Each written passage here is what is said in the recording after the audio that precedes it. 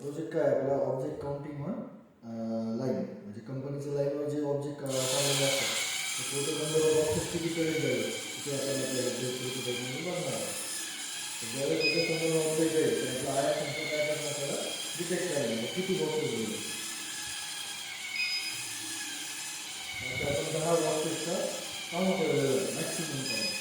10 boxes detect झाल्यानंतर त्यावेळेस आपली लाईन स्टॉप होईल आणि आपण परत काय करणार आहे स्पेसिफिक करणार.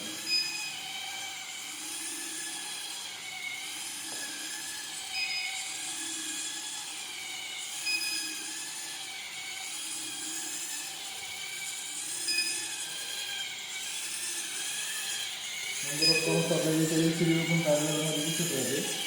काउंट 10 कंप्लीट झाल्यानंतर आपली लाईन बंद होईल.